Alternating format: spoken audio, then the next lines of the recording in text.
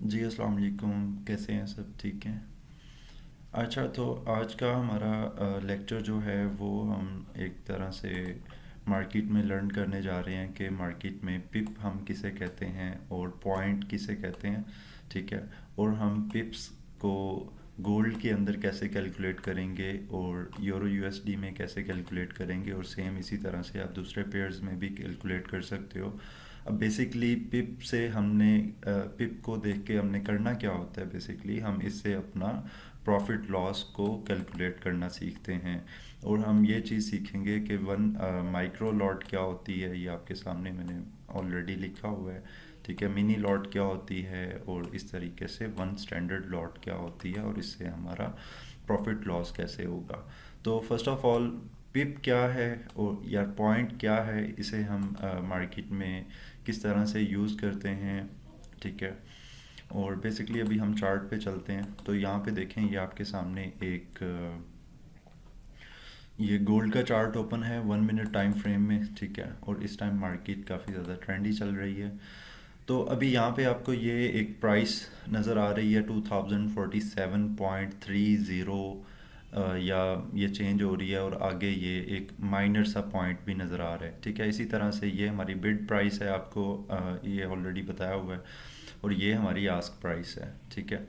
तो अब इसके अंदर क्या है कि ये जो फर्स्ट 2047.47 या 6 जो है, इसमें हमारा जो ये सिक्स्थ जो डिजिट है ये हमारा पॉइंट कहलाता है, और जो हमारा फिफ्थ डिजिट है गोल्ड का, ये हमारा पिप कहलाता है।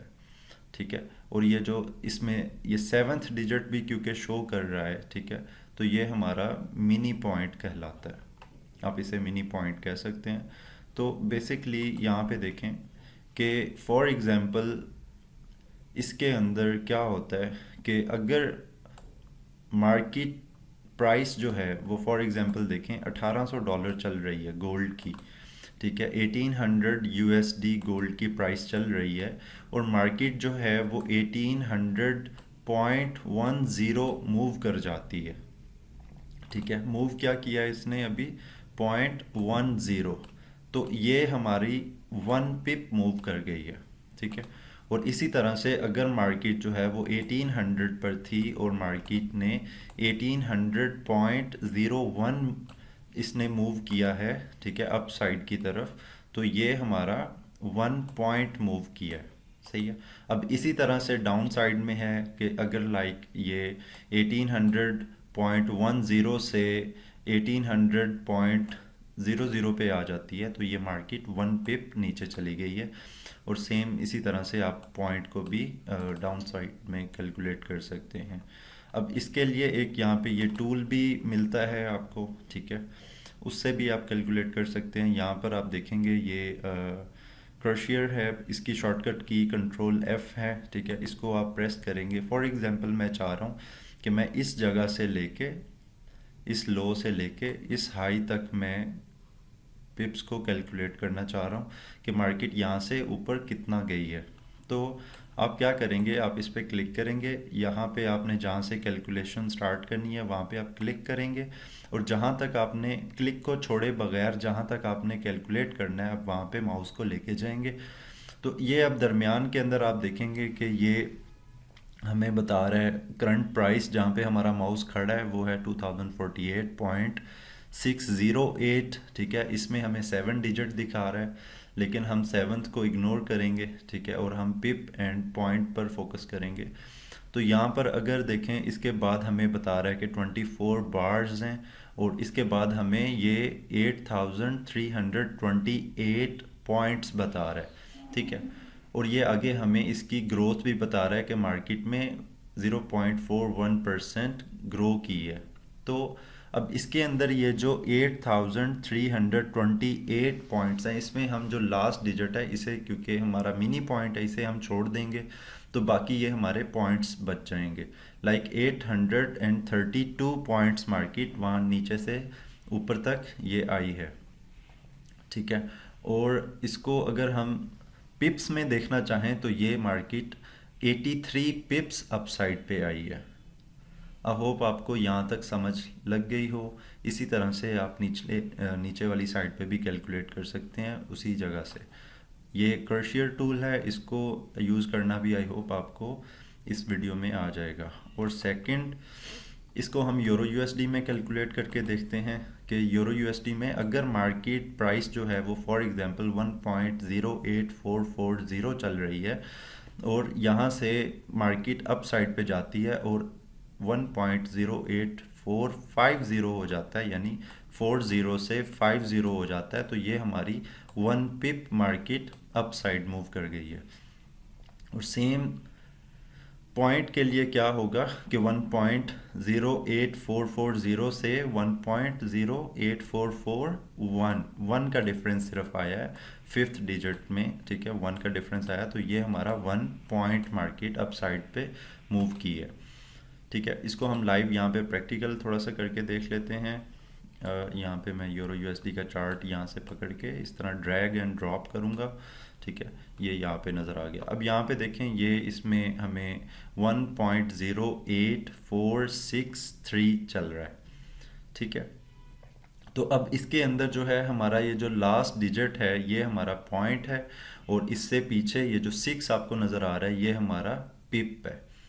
तो अगर मार्केट जो है यहाँ से 1.0846 से 47 अप साइड पे चली जाती है तो ये मार्केट 1 पिप अप साइड पे मूव कर गई है। और अगर 46 से 45 हो जाता है, ठीक है, आगे 0 होना चाहिए, ठीक है, तो हमारा 1 पिप डाउन साइड पे मूव कर गई है। आई होप आपको यहाँ पे भी समझ लग गई हो। और इसको भी हम कर्शियर से हम यूज़ करके देखते हैं कि यहाँ से अगर हम इसको ड्रॉ करते हैं और अप साइड पे या इस लो से अगर हम इसको काउंट करना चाहें, यहाँ पे हम क्लिक करेंगे और माउस का लेफ़्ट क्लिक छोड़े बगैर अगर हम ऊपर लेके जाएंगे यहाँ तक इस हाई में, तो ये देखें आपको बता रहा है करंट प्राइस जो है जहाँ पे हमारा इस टाइम माउस है वो है 1.08563 एंड ये बार्स हमें बता रहा है 40 बार्स हैं और इसके बाद ये हमें पॉइंट्स बता रहा है 268 पॉइंट्स। ठीक है, तो इसके अंदर क्योंकि 7th डिजिट नहीं है, ये 6th डिजिट है, तो इसमें हमारा लास्ट पॉइंट को कोई वो छोड़ने वाला, जो गोल्ड में हमने लास्ट पॉइंट को इग्नोर किया था, मिनी पॉइंट जिसे हमने बोला था। ठीक है, तो इसलिए हम यहाँ पर ये इसको 268 पॉइंट्स ही कंसीडर करेंगे और यहाँ पे ये मार्केट 26 पिप्स एंड 8 पॉइंट्स वहाँ नीचे लो से लेके इस जगह से लेके यहाँ तक 26 पिप्स एंड 8 पॉइंट्स मार्केट ऊपर आई है।